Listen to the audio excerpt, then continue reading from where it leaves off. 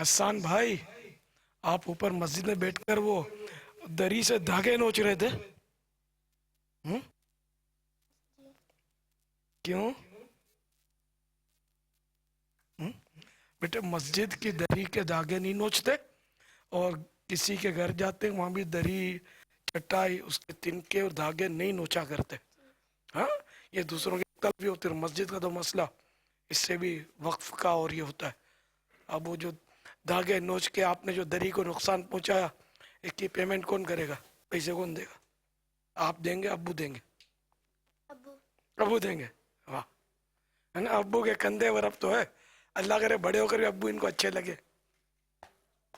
کہ سارے مدنی منوں، مدنی منیوں، کسی کے بھی گھر پہ جاؤ، مدنی منوں کے ابو امی سب کہیں بھی جاؤ تو اس کی دری پر بیٹھ کر اس کے دھاگے نہ نوچا کریں، چٹائی کے تنکے نہ نوچا کریں، دیواروں سے چونا نہ اکھڑا کریں.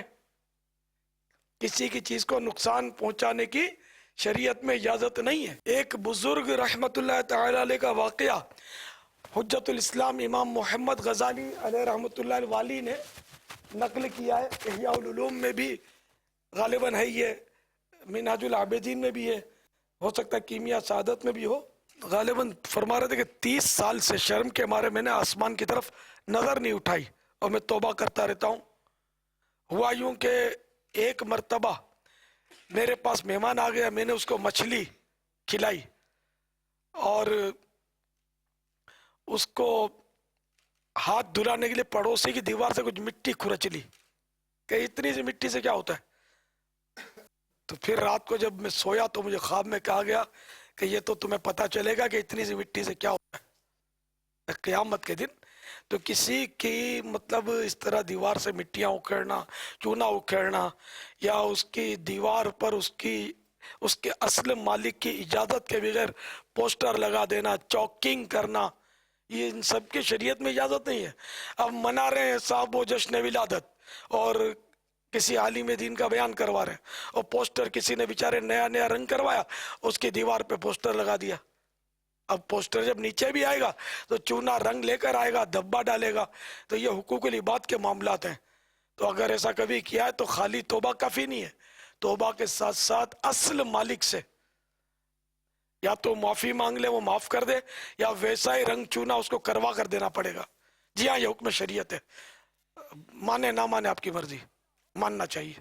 میں تو مسلمانوں سے بات کر رہا ہوں نا، کہ حقوق العباد کا معاملہ جو ہے نا وہ بہت سخت ہے.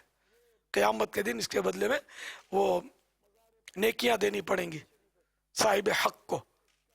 پھر بھی نیکیوں سے بھی کام نہ ہوا تو جس کا حق مارا تھا اس کے گناہ اپنے سر لینے پڑیں گے.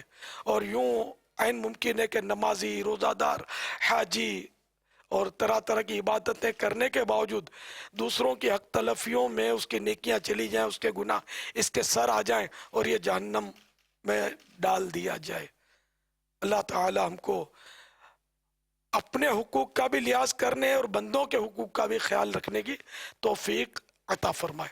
آمین بجاہ النبی الامین صلی اللہ تعالی علیہ وآلہ وسلم. صلو علی الحبیب صلی اللہ تعالی علی محمد.